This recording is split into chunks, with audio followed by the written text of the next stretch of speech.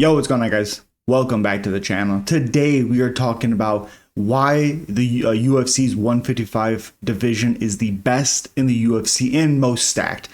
You know, obviously we have Islam and Charles and Arman, and I guess Justin Gaethje's right there as well. The biggest thing for me really in that sense is the 155-pound division has so many good fights, and it kind of extends even outside of the top 15. We got a lot of top rising stars in the 55-pound division as well. So again, if you are new here, if you like what you're hearing, if you have disagreements, or if I missed something, please put it down there in the comment section. If you want to talk about anything that I was talking about, put it down there in the comment section. Either way, let's get into it. So first thing we're going to do is obviously Islam Makhachev is absolutely the number one guy in 55. He's the champion. Everybody's trying to beat him or get to him. The Arman to me poses probably the most difficult in a sense, because Arman, I don't think striking is all that good. He's had some good moments with his striking, but I don't think he's a great striker per se. He's, to me, better. Like, the best fight to implement, like Arman, is the Gamrot fight. Very, very good scrambles, can roll with anybody. Now, Gamrot did out-cardio Arman in that, but again, Islam and Arman have fought once before. Not necessarily a close fight, but very, very good exchanges. And that's kind of why people want to see that rematch, because we haven't really had that. You know, we had the Volk Islam, and then Volk came in on a short notice. Obviously, we know Islam finished up with a head kick and then ground and pound, whatever. But, you know, Islam's top dog in there. There's no conversation on that. Clearly, he's number one. He's not the GOAT of the 55-pound division, I don't think, right now. He's on his way, absolutely, for sure, but he's just not there yet. That's the reality for me. Either way, so we go down even past, you know, Justin and Dustin, and then so Gamrot, he loses to Hooker, and he's above Hooker. Doesn't make a lot of sense to me. It just doesn't. Like, you know, Hooker's last win was Gamrot. Gamrot's last loss was Hooker. Why is Gamrot 6?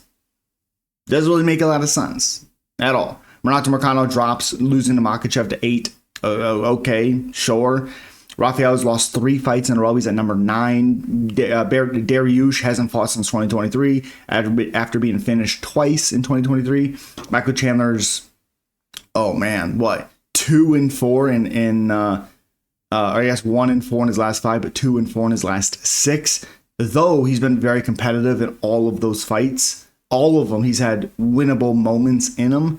And he's fighting Paddy Pimblett, and he's at number 12. Paddy is. So, and you have Joel Alvarez at 13. Casuals that don't necessarily know how good Joel Alvarez is, and they're going to see 13. Oh, this guy's on his way, but he's not you know, that guy. Yeah, he's not top 5, so he can't be that good. No.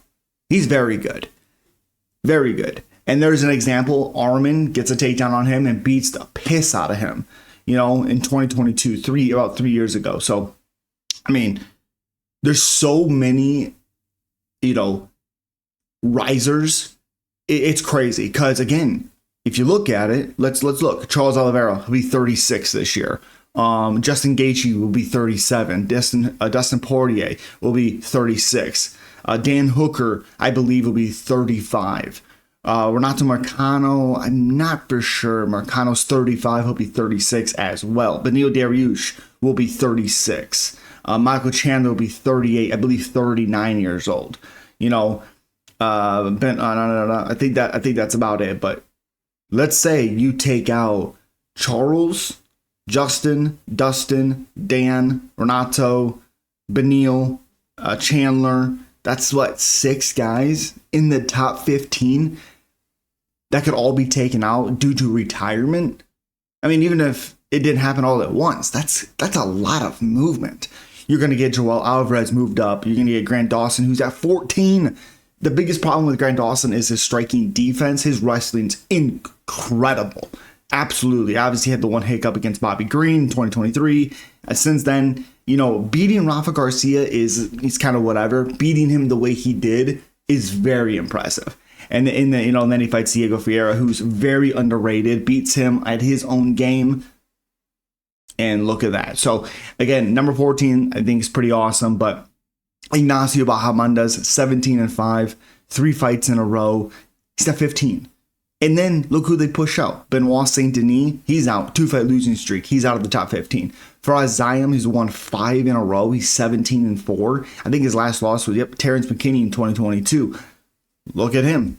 17. Ludovic Klein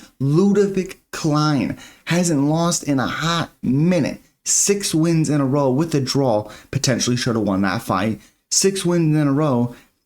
He's 18. Diego Ferreira is 2-3 in his last 5. Lost a decision to Grant Dawson. He's 40.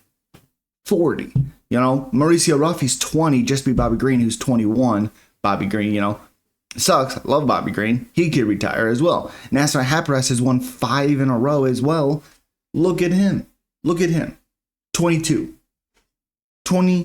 Matthias Rebecki, he's 1-4 in his last 5. He's 24. Drew Dober, not great. He's a good fighter, I'm not saying, but age-wise, I believe he's 36. He'll be 37 as well. With that style, not going to be great. He's now been finished 2 times in the last 2 years. Obviously by Matt Favola and Gene Silva, Dr. Stoppage in that Gene Silva fight. Had his moments, but still, Thiago Moises, he's 2-3, or yes, 3-2 in his last 5 fights. 19-8. If you put some stuff together, he's 26. He could be up there as well.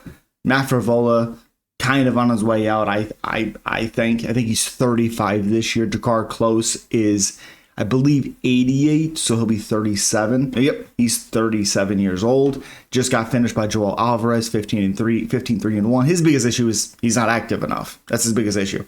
Like, look, I guess 2 fights in 2022, 1 fight in 2023, and 2 in 2024.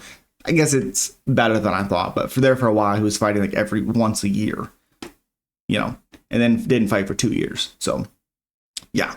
And then, Jalen Turner, he retires. He's out.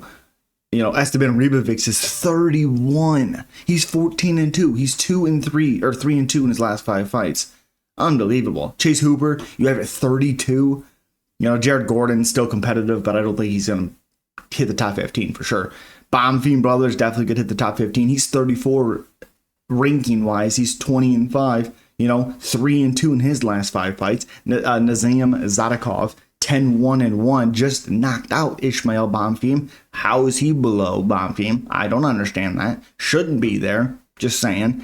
Mike Beast Boy, he's not active enough personally. Jim Miller, love Jim Miller, but could retire any moment. He'd be 42 this year, I believe, in August. Terrence McKinney has the potential to hit the top 15. He's a little inconsistent. I guess, though, he is only 3-2 in his last 5, 3-3 in his last 6, 4-3 in his last 7.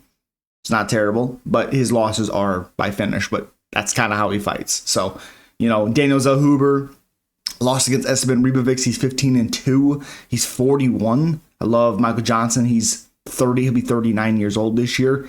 23-19. Doesn't really matter about his record because he fights all good guys.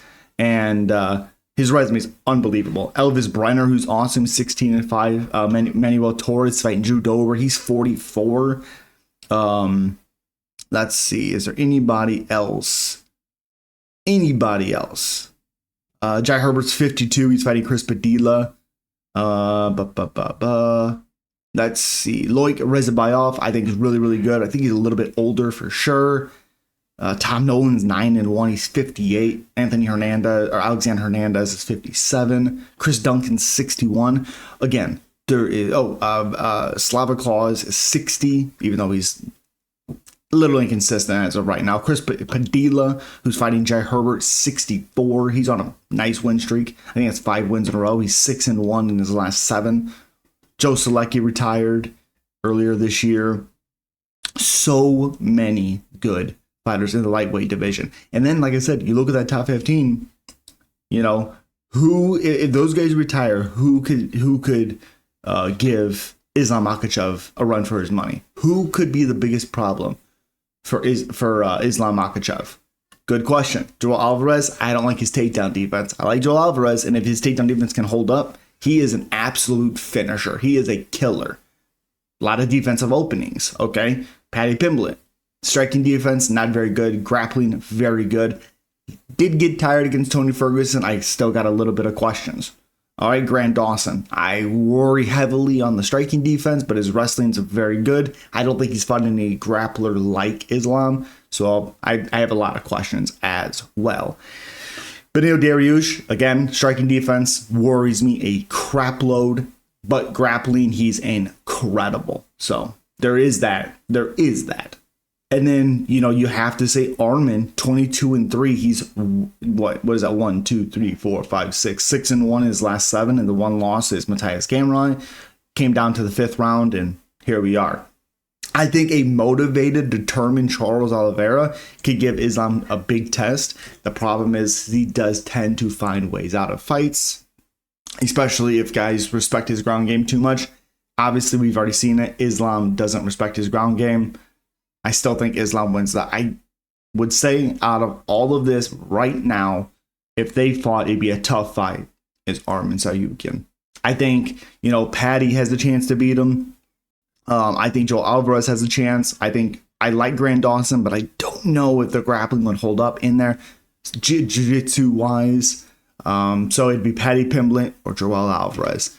Toughest matchup for Islam Makhachev right now, Arman Tsarukyan, with a couple other contenders. But as always, guys, if you enjoy these types of videos, let me know what other weight classes you'd like me to talk about. I really like doing these types of videos. Just kind of my thoughts on the division.